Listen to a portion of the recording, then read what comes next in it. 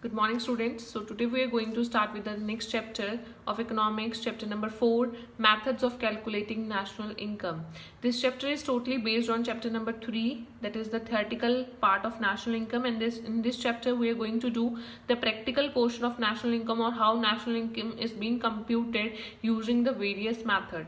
See, as we have studied about the circular flow model in chapter number 2, which comprises of three phases. One is the production phase, second is the income generation phase, and third is the expenditure phase. So on the basis of that, the national income can be viewed from three different angles. First is sum total of value addition in the economy. Value addition here means जो firm या producer sector जो production करते थे, that is the value addition. Second is as the sum total of income generated in the economy. Factors of production के बदले में household sector को income होती थी. And third is the sum total of expenditure on the final goods and services produced in the economy. और household sector उस income को spend करता था on the purchase of final goods and services from the producer sector. So these three sectors make thus the economists suggested three methods of calculating national income on the basis of these points.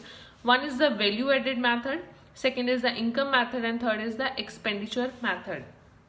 So let's start with the first method, that is the income method of calculating national income. The income method is also known as the distributed share method or factor payment method, and national income is estimated in terms of factor payment in income method. Factor payments like the compensation of employees, the rent, the interest, and the profit to the owners of factors of production. Owners of factors of production like the household sector. The factors of production are like labor, land, capital, and enterprise during an accounting year. So when we will add all these factor incomes, or the sum total of these factor income generated within the domestic territory of a country is called the domestic income. Because हमने सिर्फ हमारी country के अंदर जो income generate हुई है उसको add on किया है, तो हम इसे क्या बोलेंगे? The domestic income. To calculate the national income, domestic income के अंदर अगर हम बाहर की the net factor income from abroad add कर देंगे, it will become the national income. So net factor income from abroad is added to the domestic income to find the national income. सबसे पहले आप चार चीजों को ऐड करोगे. Add करने के बाद आपके पास डोमेस्टिक इनकम आएगी. डोमेस्टिक इनकम के अंदर आप net factor income from abroad add करोगे, you will get the national income. See what are the factor incomes?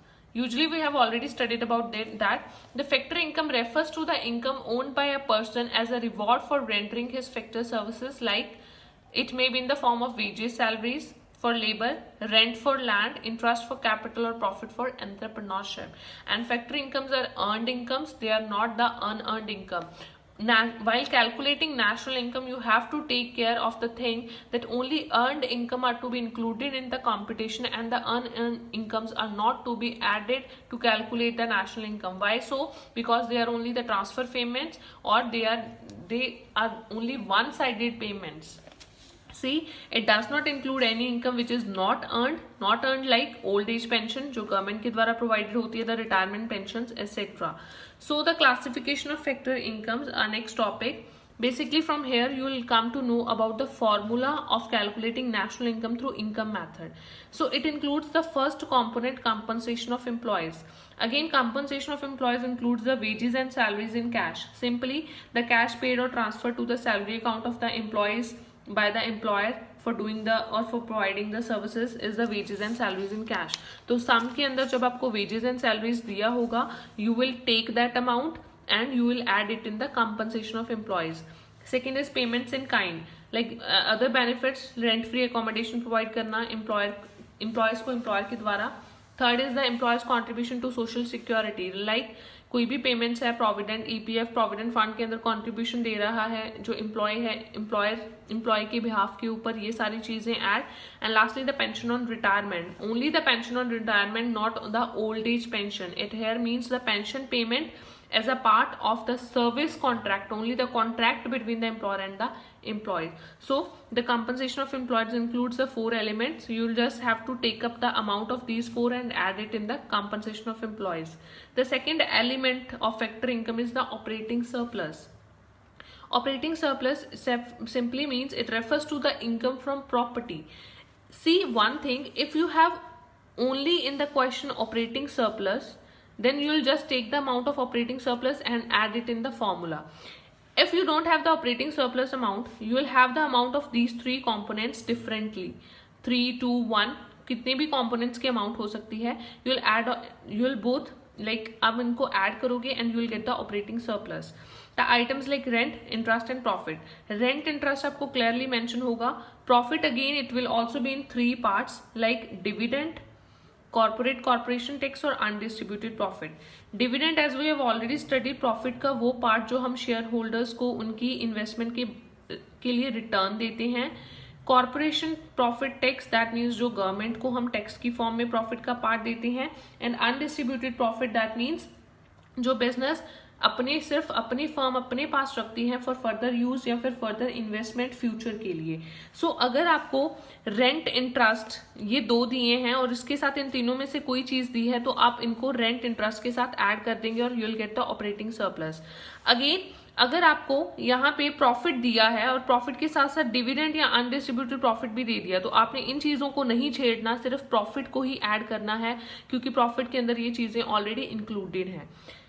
Third thing, अगर आपको ऑपरेटिंग सरप्लस की अमाउंट भी दे दी सम के अंदर और आपको रेंट और इंटरेस्ट भी दे दिया तो आपने सिर्फ ऑपरेटिंग सरप्लस की अमाउंट को लेना है क्योंकि इसके अंदर रेंट भी एडेड है और इंटरेस्ट भी एडेड है. अगर आप 2 बार अमाउंट को लोगे तो वहां पे आपका जो आंसर है या सम है वो गलत हो जाएगा. ये आपको हर केस के अंदर ध्यान रखना है. कंपनसेशन ऑफ एम्प्लॉयज के अंदर भी, ऑपरेटिंग सरप्लस के अंदर भी एंड नेक्स्ट वन ऑल्सो.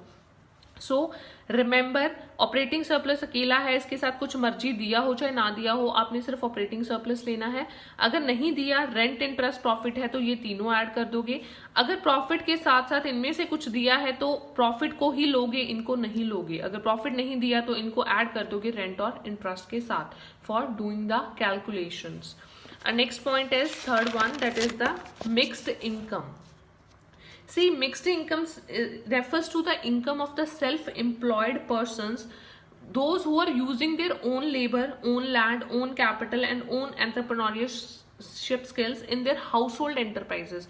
जो लोग अपने घरों के अंदर ही अपने ही फैक्टर्स ऑफ प्रोडक्शन को यूज कर रहे हैं, जो सेल्फ एम्प्लॉयड हैं, उनकी जो इनकम होती है that is known as the mixed income. इसके अंदर अगेन मिक्सचर जो होता है, मिक्स्ड इनकम के अंदर वेजेस भी इंक्लूडेड होती हैं, रेंट भी होता है, इंटरेस्ट भी होता है, प्रॉफिट भी होता है. Only why it's different from the first 2 points, reason भी ये ऐसे लोगों की इनकम होती है जो अपने ही सोर्सेस को यूज कर रहे हैं बिजनेस को करने के लिए. दैट मीन्स अपना ही लैंड है, खुद ही वो लेबर है, खुद की कैपिटल है और वो बाहर किसी और सोर्सेस के ऊपर डिपेंडेंट नहीं है.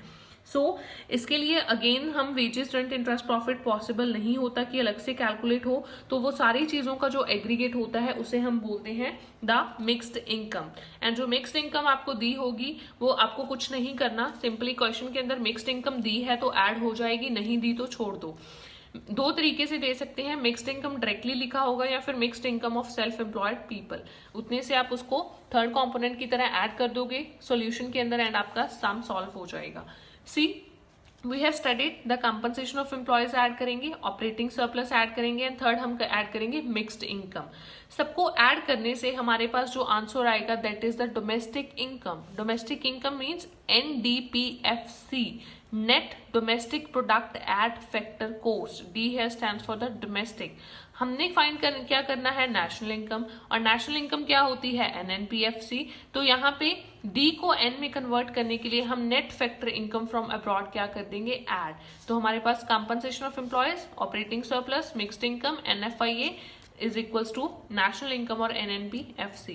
एंड ऑपरेटिंग सरप्लस अगेन कैसे निकलता है, rent, interest and profit. And compensation of employees के केस में आपको या तो मोस्टली प्रोविडेंट फंड का केस हो सकता है, अदर देन दैट लाइक आपको वेजेस एंड सैलरीज ही मिलती हैं मोस्टली क्वेश्चन के अंदर. So from in this way you will calculate the national income through income method. This is only the theoretical part of doing it.